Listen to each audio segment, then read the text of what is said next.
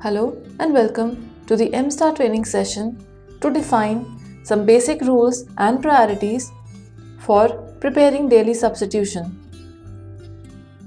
Daily substitution is the substitution of teachers who are present in place of the absent teachers or on-duty teachers so that the classes can be adjusted for various class sections. Before the actual daily substitution, there are some provisions available in the MSTAR application to manage and give priorities to the workload of the teachers for substitution and also to manage the preferences for picking up the teachers for substitution. Let us see how to define these rules so that we can prepare the application for daily substitution. Click on the button MSTAR and select Module Scheduler. The name of the module appears on the main screen, which means that you're now working in the Scheduler module. Click on the button Activities and select the screen Rescheduling. As the screen opens, the first section, Reschedule for the day, has two options: Process Auto Reschedule and View Reschedule Data. View reschedule data would mean to view the substitution already done, and processing of auto reschedule means preparing for auto substitution and doing the actual substitution. Since we are preparing for the substitution, click on the option Process Auto Reschedule. Reschedule or rescheduling refers to the substitution in MSTAR. Click on the OK button after selecting the option. Now, to define the rules and preferences, first click on the button Designation Rule and it opens a window Designation Rule. In this, all the designations available in the application appears, and by default, the next column shows Consider for Reschedule, and by default, some designations are marked with status as no, which means that these designations will not be considered for substitution, whereas those designations where the status shows as Y will be considered for substitution. In case you want to change these settings and make a specific designation applicable for substitution, click and make it Y. The end status changes to the Y status, which means that this will now be available for substitution. So repeat these steps for the designations as required. This provision is given because there are many designations like principal or headmistress or vice principal which are not to be substituted. After making these changes, click on button Save and the data saving confirmation message is received. Click OK on the confirmation message and this saves our designation rule for consideration of substitution. After this, click on the button Schedule Sequence Rule and it opens a box Arrange Rules Order. In this, we can see certain rules which are predefined in the application. Let's see these rules one by one. The first column says the serial number. This is also the priority order for the rule, and the rule is all session with any activity.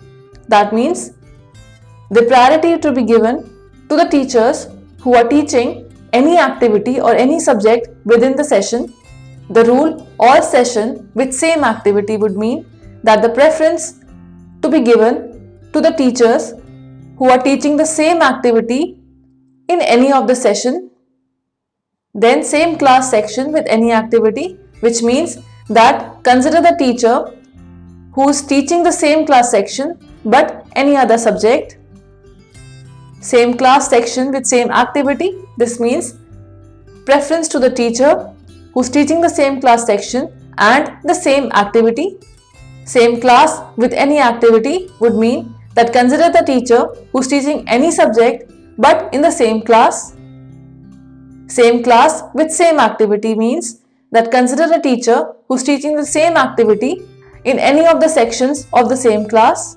Same session with any activity means the teacher teaching in the same session but any activity. Same session with same activity would mean the teachers teaching in the same session and the same activity. Activity here means the subject. Session means the group of classes. So all the sections of all the classes of the session will get combined. Class would mean all the sections of the same class, and class section would mean specific class section. So to arrange these rules as per the order, click on the rule row, and in case we want to increase or make it as a first priority, click on the up arrow button, and you will notice that the rule is shifting to the top.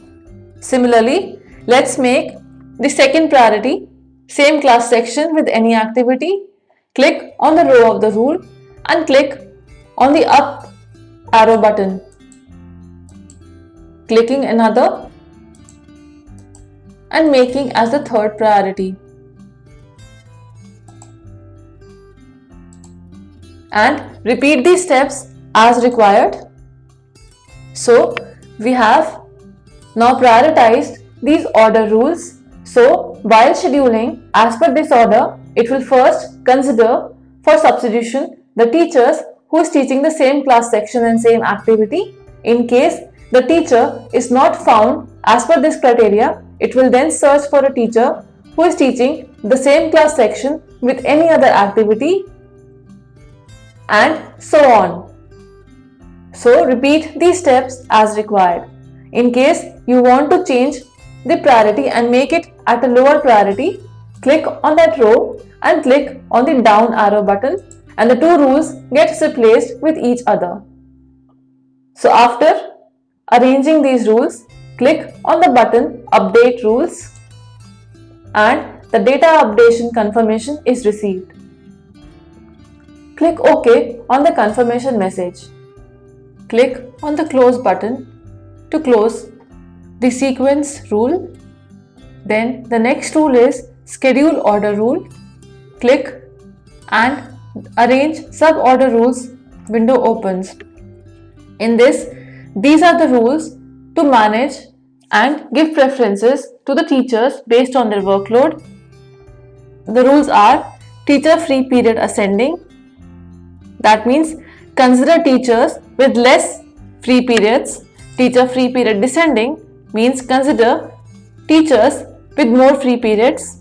Teacher workload ascending is the total workload or the total number of periods with the teachers. Teacher workload descending is the teachers with higher workload, that is more number of periods. Total substitute done till day in ascending, that means those teachers whose total substitution done is less, and total substitute done till to date descending, which means that the substitution done till date is more for certain teachers. So arrange the rules again as required by clicking on the down arrow and the up arrow button.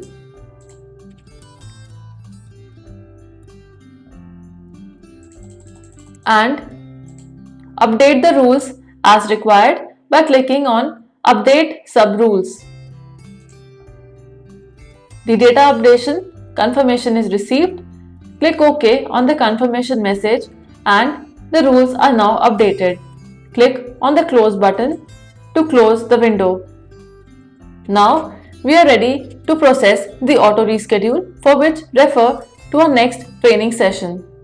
If these rules are not defined, then the default application rules as defined will get applied. So these rules can be updated as required. Thank you for watching this video.